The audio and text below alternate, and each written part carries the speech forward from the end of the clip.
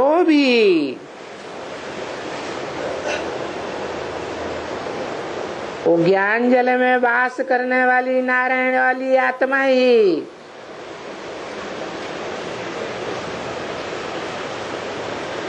द्वापर आदि के सात्विक समय में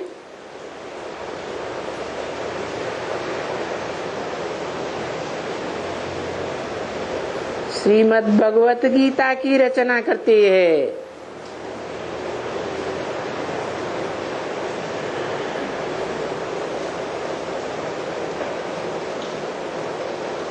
और श्रीमद् भगवत गीता में वेदों का सार ही डाल देती है।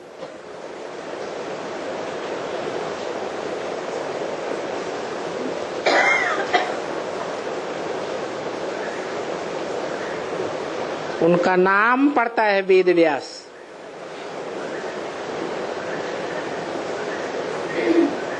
वेद माने जानकारी, वेद माने जानकारी का शास्त्र। काहे की जानकारी?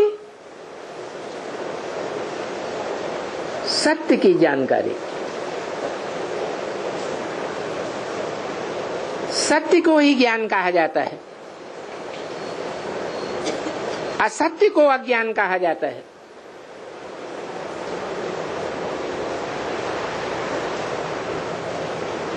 सत्य सदा काल के लिए स्थायी होता है,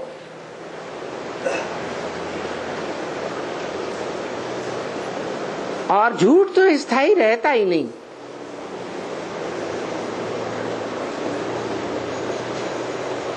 झूठ भाग खड़ा होता है, स्थिर नहीं रह सकता।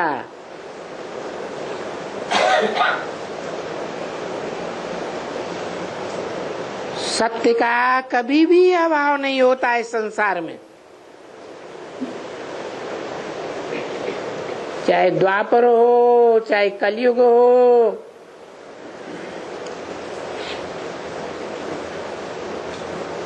सत्य आता ही है सत्य से।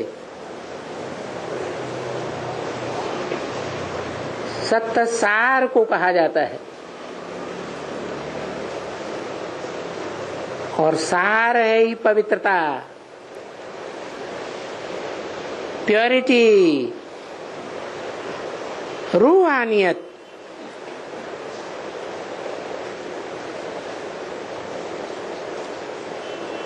इस रूहानियत में टिकने वाली आत्माएं रूहों के लोक से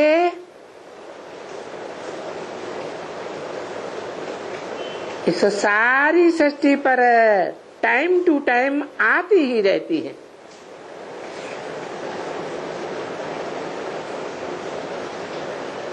सत्य धाम से सत्य आत्माएं आएंगी या असत्य भी आएंगी, है नाम ही है आत्मलोक, सोल वर्ल्ड।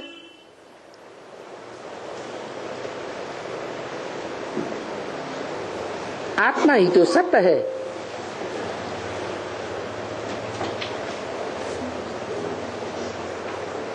इस सृष्टि में आकर के देह में प्रवेश करती है, तो पहले पहले सत्य, फिर संग के रंग से सत्व प्रधान, सत्व सामान्य, रजो प्रधान और तमो प्रधान बनती जाती है।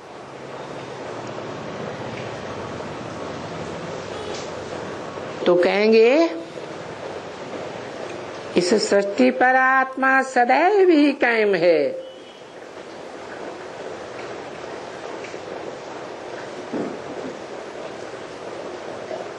ऊपर से आने वाली आत्माएं तो सदा आती ही रहती हैं, चारों युगों में आती है।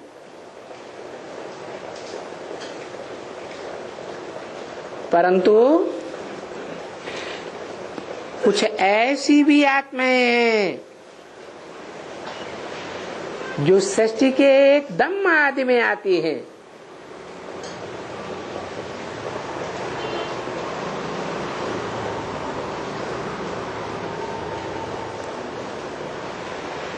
परमधाम की स्टेज को छू करके आती है।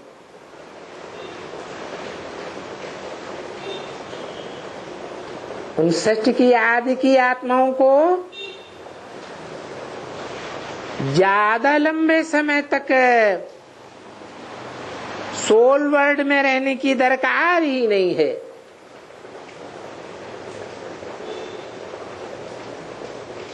क्योंकि वो ऐसी प्रकृष्ट पुरुषार्थ करने वाली आत्माएं हैं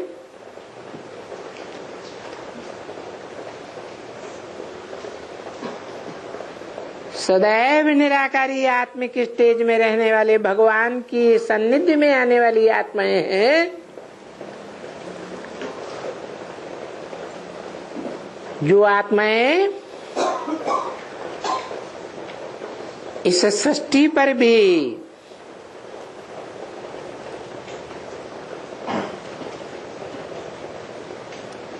हीरो पार्ट बजाने वाली आत्मा के ज्यादा से ज्यादा समय तक नजदीक रहती है।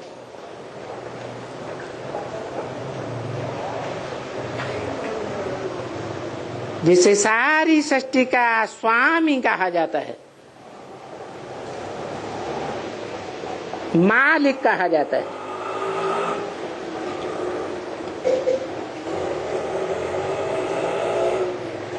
और वो सारी सृष्टि का मालिक बनता ही तब है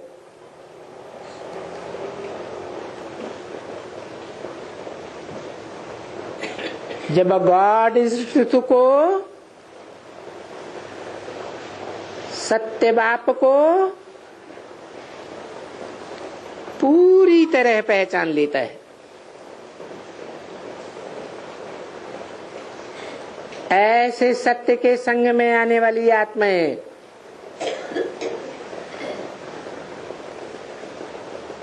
संगम युग में ही सदा साथ निभाती हैं, ऐसा नहीं है शूटिंग पीरियड में सदा साथ निभाएंगी।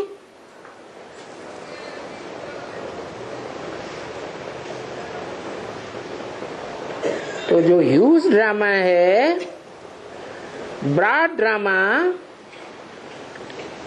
उसमें भी तो सदा साथ निभाती हैं। तो संग का रंग भी उन्हीं को जास्ती लगता है।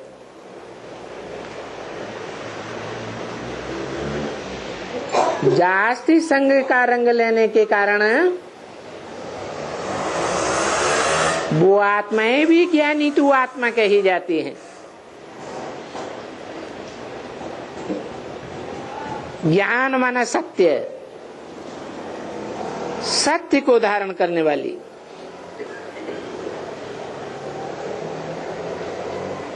उन आदि की आत्माओं को छोड़ करके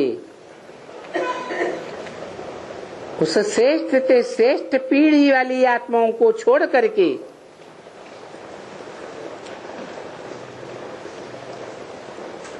बाद में आने वाली जो भी अन्य अन्य आत्माएं हैं,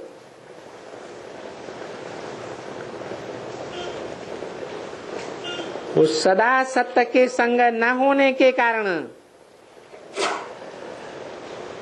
असत्य का भी संग करती रहती है। क्योंकि सत्य को पहचानने में उनकी रुचि उतनी नहीं होती जितना झूठों का संग करने में रुचि होती है।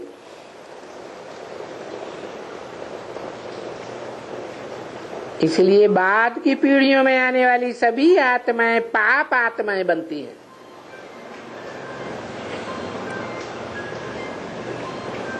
नंबरवार कुछ न कुछ पाप आत्माएं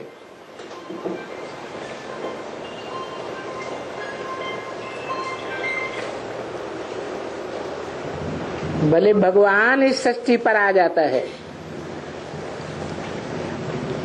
पाप की दुनिया को खत्म करने के लिए आ जाता है, तो भी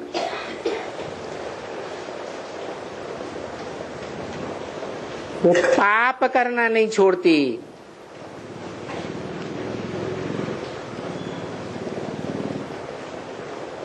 इसलिए उन्हें बरबस ही शरीर त्यागना पड़ता है। स्वेच्छा से आत्मिक स्थिति में स्थित होकर शरीर नहीं त्याग पाती।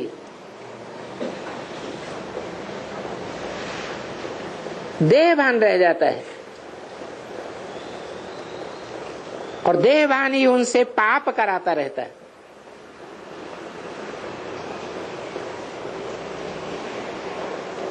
पुरुषोत्तम संगम युग के अंत में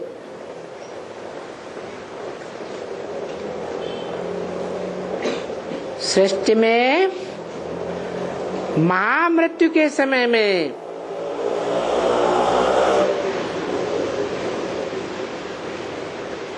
वो आत्माएं देहभान रहने के कारण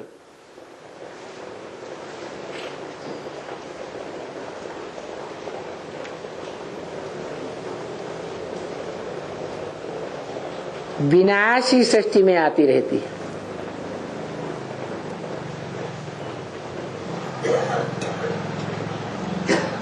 अर्थात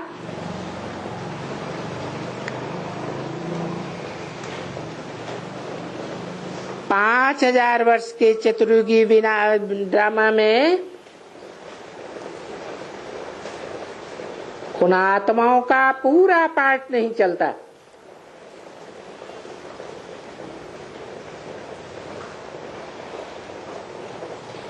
इसलिए वो ज्यादा लंबे समय तक नंबरवार सत्य धाम में पड़ी रहती है।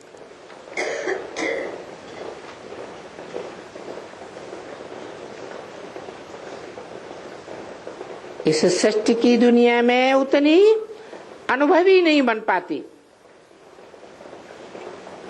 क्योंकि आदि से अंत तक पार्ट ही नहीं बजाती।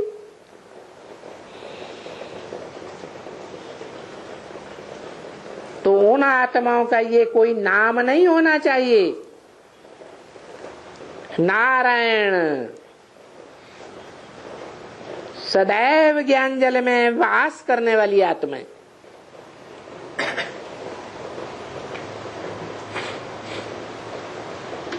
बाकी जो नारायण है और उनकी सारी प्रजा है,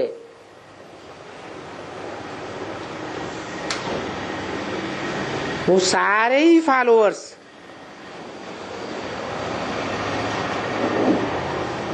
बुद्धि योग से नारायण में ही वास करते हैं।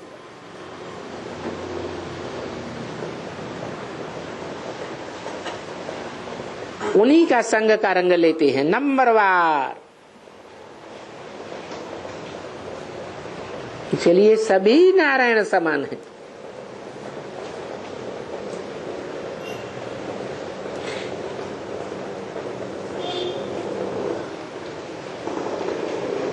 सभी जन्मों में वो सत्य का ही आधार लेते हैं।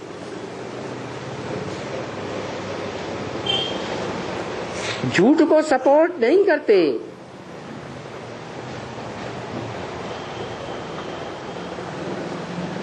इसलिए कहा जा सकता है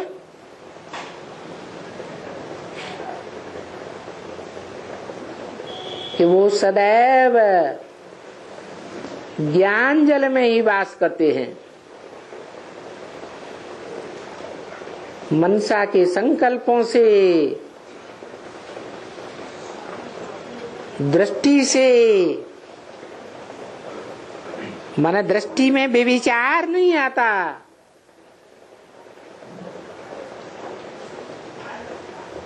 अन्य पीढ़ियों के मुकाबले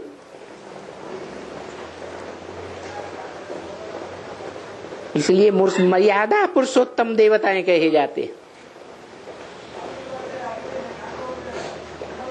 16 कला संपूर्ण कहे जाते हैं। ये मर्यादा पुरुषोत्तम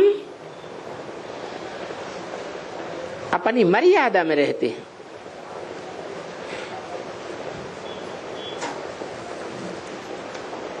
जैसे लक्ष्मी नारायण के चित्र में दिखाया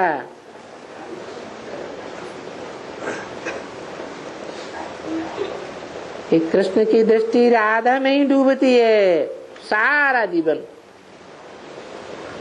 और राधा की दृष्टि कृष्ण में ही डूबती है।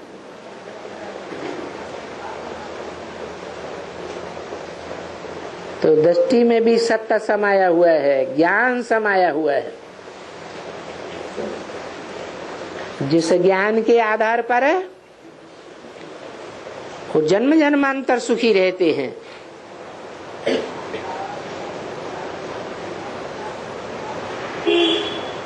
सुख का आधार ही है पवित्रता।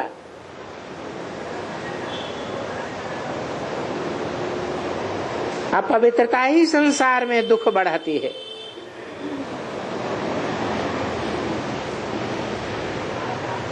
इसलिए बोला दुनिया में जो भी पापात्माएं हैं उनका कोई ये नाम नहीं होना चाहिए नारायण।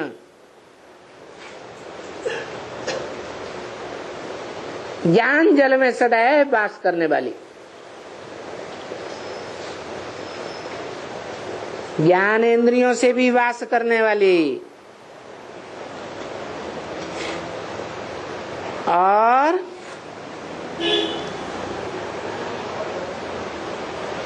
जब भ्रष्ट दुनिया शुरू होती है द्वापर युग से द्वैतवादी, तो वहां भ्रष्ट इंद्रियों में भी श्रेष्ठाचारी, जो सिखों में भी आज गहन है, एक पत्नी सदा ब्रह्मचारी।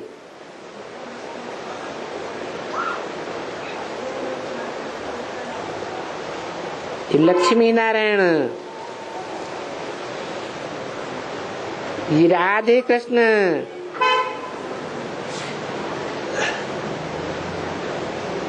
और ये सीताराम,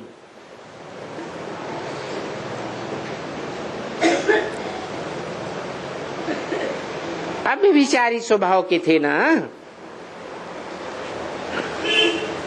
तो मर्यादा पुरुषोत्तम थे ना। बस यही नाम शुद्ध है।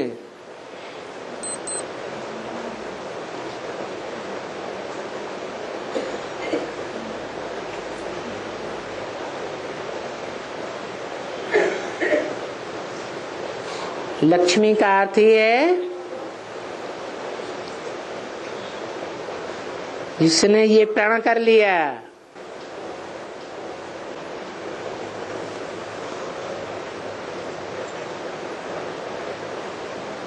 कि सारा जीवन लक्ष्य ये धारण किया हुआ है कि पवित्र जीवन ही बिताना है।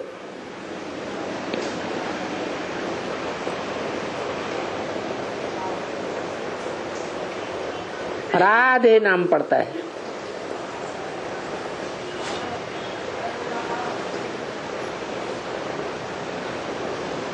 राधा कहते ही तब हैं जब राम को धारण करने का लक्ष्य हो।